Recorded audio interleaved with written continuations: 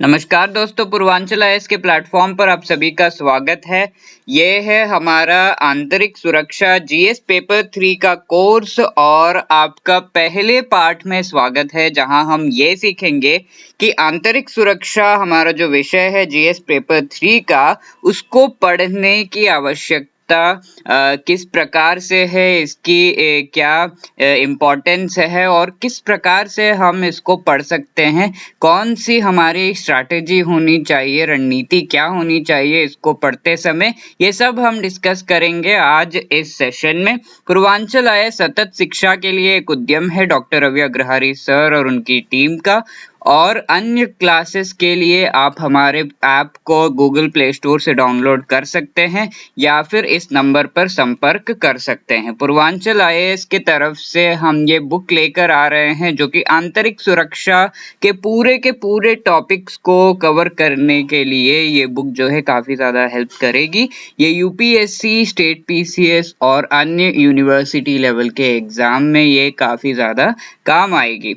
हिंदी और इंग्लिश में ये किताब उपलब्ध है। ई कॉमर्स वेबसाइट्स पर आपको ये किताब मिल जाएगी या फिर आपके नियरेस्ट स्टोर पर। तो देखते हैं कि किस तरह से हम आगे बढ़ेंगे, किस तरह से हम रणनीति तय करेंगे कि इस विषय को किस प्रकार से हमें पढ़ना है। तो उसके लिए हम ये देखेंगे कि यूपीएससी का पाठ्यक्रम जो इससे संबंधित है वो किस प्रकार से है। पिछले वर्षों के रुझान को हम देखेंगे, किस प्रकार से प्रश्न आए हैं इसमें, और इसकी जो है कितनी अंक के प्रश्न आए हैं इसमें, और किस प्रकार से ये प्रश्न आए हैं, पाठ्यक्रम से कितना संबंधित ये प्रश्न है, ये सब हम देखेंगे। और आखिर में हम रणनीति तय करने की कोशिश करेंगे कि इन सब को देखकर हमें क्या समझ में आ रहा है, हमारी क्या रणनीति होनी चाहिए। तो शुरू करते हैं। यूपीएससी का पाठ्यक्रम जीएस 3 का जो है आंतरिक सुरक्षा विषय का अगर हम चर्चा करें तो हम ये कह सकते हैं कि अतिवादी के विकास और प्रसार के बीच संबंध जो है वो पहला हमारा विषय है। आंतरिक सुरक्षा को चुनौती देने में बाहरी राज्य और गैर राज्य अभिनेताओं की भूमिका, संचार नेटवर्क के माध्यम से आंतरिक सुरक्षा को चुनौती, आंतरिक सुरक्षा चुनौतियों में मीडिया और सामाजिक नेटवर्किंग साइट की भूमिका, साइबर सुरक्षा की मूल बातें, मनी लॉन्ड्रिंग यानी कि काला धन से संबंधित और इसकी रोकथाम से संबंधित जो है ये सारे विषय हैं। सीमावर्ती क्षेत्रों में सुरक्षा चुनौतियों और उनका प्रबंधन, आतंकवाद के साथ संगठित अपराध के संबंध क्या है, विभिन्न सुरक्षा बलों और एजेंसियों और उनके जनादेश के बारे में हम ये जो है ये सारे विषय यूपीएससी के पाठ्यक्रम में है। और इसी प्रकार से जो है अगर आप पूर्वांचल आईएएस की किताब देखेंगे तो उसमें सारे के सारे पाठ्यक्रम से जुड़ा हुआ, पाठ्यक्रम के हिसाब से पूरी की पूरी बुक लिखी गई है। इसी प्रकार से ये कोर्स भी आपको जो है पाठ्यक्रम से संबंधित संबंध रखते हुए सारे के सारे जो लेक्चर्स हैं वो उसी प्रकार से हम चर्चा करेंगे उन पर। तो हमने देख लिया कि यूपीएससी का पाठ्यक्रम किस प्रकार से है, कौन से विषय है उसमें हमने देख लिया। तो आगे देखते हैं कि पिछले वर्षों में किस प्रकार से प्रश्न पूछे गए हैं। इसमें जीएस 3 पेपर 2015 का अगर हम देखें तो पिछले वर्षों में जो आंतरिक सुरक्षा से संबंधित प्रश्न पूछे गए हैं उनमें से जो विषय है वो है सुरक्षा निहितार्थ रहकर, और एएफएसपीए के बारे में पूछा गया है, आईसिस के बारे में पूछा गया है, लेफ्ट विंग एक्सट्रीमिज्म के बारे में पूछा गया है, राष्ट्रीय साइबर सुरक्षा नीति 2013 के बारे में पूछा गया है। तो ये सारे जो विषय हैं उन पर हम इस कोर्स में चर्चा करेंगे। तो ये विषय आप देख सकते हैं कि पूरी की पूरी तरह से जो हमारा पाठ्यक्रम है उससे काफी ज्यादा संबंधित ये विषय पूछे गए हैं। और ये जो है 62.5 अंक कुल के लिए ये पूछा गया है, यानी कि बहुत ही बड़ा भाग है GS3 जो सिलेबस है उसका। और ये सिलेबस, इस पाठ्यक्रम को खत्म करना काफी आसान होता है, विषय कम होते हैं इसमें, और इस प्रकार से आपको जो है इसको खत्म करने से आपको जो अंक मिलेंगे वो काफी ज्यादा है। तो ये जो है काफी सही तरीके से आपको इसे पढ़ना है। इसी प्रकार से 2016 के जो प्रश्न देखे तो हम ये कह सकते हैं हॉट परस्यूट और ये सर्जिकल स्ट्राइक्स पर ये पहला क्वेश्चन है, आतंकवाद पर ये दूसरा प्रश्न है, फिर यहाँ सीमा प्रबंधन से संबंधित हमने देखा था। सीमा प्रबंधन जो है वो काफी जरूरी एक विषय है और पाठ्यक्रम में भी उसको देखा था। गैर राज्य अभिनेताओं और मीडिया से संबंधित ये चौथा प्रश्न है। तो ये कुल मिलाकर 50 अंकों के लिए प्रश्न पूछे गए हैं ये। और इसी प्रकार से 2017 में भी अगर हम देखें तो पिछले वर्षों का रुझान GS3 पेपर का जो आंतरिक सुरक्षा से संबंधित साइबर हमले, उत्तर पूर्वी क्षेत्र से संबंधित और मॉब हिंसा जो है वो गंभीर कानून और व्यवस्था की समस्या आजकल बनते जा रहा है। इसी प्रकार से आतंकवाद से संबंधित चौथा प्रश्न पूछा गया है। कुल मिलाकर फिर से 50 अंकों के लिए सारे के सारे प्रश्न पूछे गए हैं। 2018 में भी प्रश्न जो है 50 अंकों के लिए पूछे गए हैं। किस पर पूछे गए हैं? CPEC China Pakistan economic corridor जो है उस पर। फिर से आप देखिए लेफ्ट विंग एक्सट्रीमिज्म, इस पर प्रश्न पूछा गया है। साइबर अपराधों पर प्रश्न पूछा गया है, यानी कि साइबर सिक्योरिटी, साइबर सुरक्षा जो है वो काफी ज्यादा जरूरी एक विषय है। और अवैध अफीम के जो उससे संबंधित आंतरिक सुरक्षा में क्या चुनौतियां आती हैं उस पर प्रश्न पूछा गया है। तो ये सारी चीजें अगर हम देखें तो हमें ये समझ में आ रहा है कि ज्यादातर चीजें जो है जो पूछी गई हैं वो पाठ्यक्रम से संबंधित है, और ये चीजें पूछी जाती हैं आपके करंट अफेयर्स से। ठीक है, जो समाचार आते हैं उनसे संबंधित ये प्रश्न पूछे जाते हैं, पर उनको लिखने के लिए आपको ये पता होना चाहिए कि पहले उस विषय पर क्या हुआ है और उससे संबंधित ही आप ये लिख सकते हैं। जैसे साइबर अपराध है उससे संबंधित आपको जो है मूल चीजें आनी चाहिए, साइबर अपराध कैसे होता है, क्या होता है, इस सब से संबंधित चीजें आपको आनी चाहिए। तब आप जो है इस विषय पर जो अभी हुआ है कुछ सालों में उस पर आप लिख सकते हैं।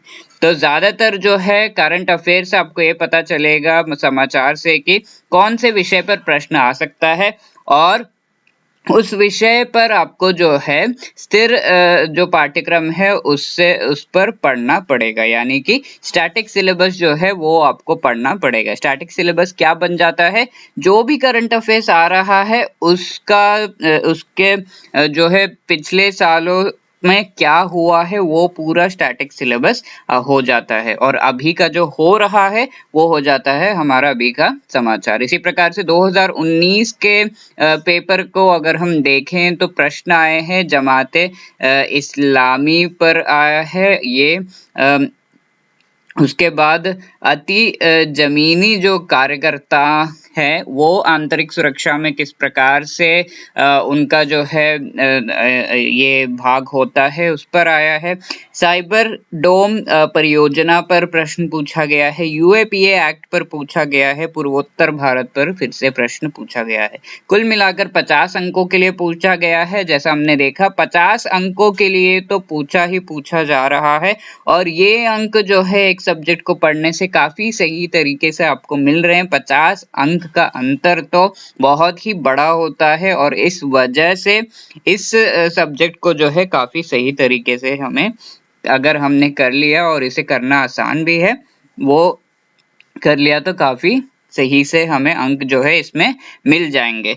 तो इससे पढ़ने की रणनीति क्या होनी चाहिए उस पर अगर हम चर्चा करें तो हमें ये सब देख के ये पता चल रहा होगा कि जिस विषय पर प्रश्न पूछे जाएंगे वो सारे हमारे समाचार से संबंधित, पर हमें जो है स्थिर पाठ्यक्रम को आना चाहिए कि इससे पहले इस समाचार से संबंधित जो चीजें हुई हैं, जो घटनाएं घटी हैं, उनके बारे में हमें पता होना चाहिए। तो सबसे पहली चीज जो है इसमें हमें ये समझ में आ रहा है कि जो अभी समाचार है और पिछले वर्षों में जो चीजें हुई हैं उनको किस प्रकार से हम लिंक कर सकते हैं, उस चीज को हमें देखना होगा। उससे पहले अगर हम रणनीति बनाना चाहते हैं, जो जैसा हमने अभी किया, कुछ मूल बातों को हमें देखना होगा। स्थिर और करंट अफेयर्स का जो पाठ्यक्रम है उसको कवर करना होगा, रणनीति बनानी होगी। तो देखते हैं मूल बातें क्या है। पाठ्यक्रम और पिछले वर्ष के प्रश्न जो है उन्हें आपको साथ लेकर चलना ही होगा।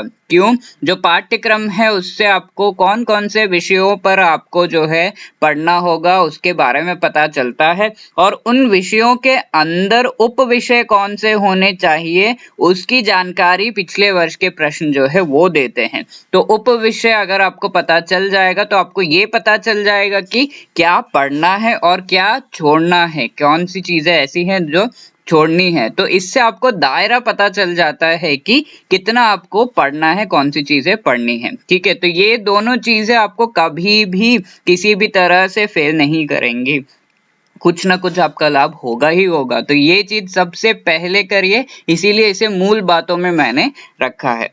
इसी प्रकार से आगे हमें क्या करना है, हमें ये पता है कि कौन कौन से विषय हमें पढ़ने हैं, उप विषय कौन से हैं वो सब हमें पता है। तो हम अब जाएंगे स्थिर और करंट अफेयर्स के पाठ्यक्रम को जो है कंप्लीट करने के लिए। तो स्थिर पाठ्यक्रम जो है उसे पढ़ने के लिए आप कोई किताब उठा सकते हैं, जैसे हमारी पूर्वांचल IAS की आंतरिक सुरक्षा की जो किताब है उसे आप पढ़ सकते हैं। और जो समाचार है उसे तो आपको पढ़ना ही होगा, अखबार को आपको हर दिन पढ़ना होगा। और जब आप स्थिर जो पाठ्यक्रम है उसे पढ़ रहे हैं तो उससे संबंधित कौन से समाचार आ रहा है अखबार में उसको आप देखिए, उसे केस स्टडी की तरह जो है आप इस्तेमाल कर सकते हैं। उस प्रकार से उस पर आप नोट्स बनाइए और उन चीजों को कैसे आप लिंक कर रहे हैं उस पर पूरी की पूरी चीज निर्भर है, जिससे GS3 आपके पेपर में 50 अंक तो आपको हासिल हो ही जाने हैं। ठीक है, तो हमारी रणनीति क्या है, पहले मूल बातों को ध्यान में रखिए, देखिए कि कौन से आपको विषय करने हैं, उप विषय कौन से हैं उसमें जो आपको करने हैं, उसको पढ़ने के लिए आपको कौन सी किताब चाहिए उस किताब को पढ़िए। उसके बाद उन चीजों से संबंधित कौन सा समाचार आ रहा है, इन चीजों को आप एक साथ लेकर चलिए, अपना नोट्स बनाइए और इससे आप ये कर सकते हैं। और पूर्वांचल IAS आपकी मदद करने के लिए बहुत ही सही किताब अंग्रेजी और हिंदी में लेकर आया है। ये आंतरिक सुरक्षा की किताब है और ये जो हमारा कोर्स अभी चल रहा है, इस कोर्स के दौरान आपको पूरी की पूरी चीजें आंतरिक सुरक्षा की जो है वो अच्छी तरह से समझ में आ जाएंगी। ठीक है, तो हम इसमें समाचार के साथ साथ जो चीजें जो स्थिर पाठ्यक्रम है सब कुछ इसमें पढ़ा रहे हैं। तो इस प्रकार से पूर्वांचल IAS आपके इस सफर में मदद कर रहा है और ये हमारी रणनीति होनी चाहिए। सो धन्यवाद, शुभकामनाएं। आशा करता हूं कि आपको ये पसंद आया होगा। और भी कोई चीज अगर आपको पूछनी है तो आप इन नंबर पर संपर्क कर सकते हैं।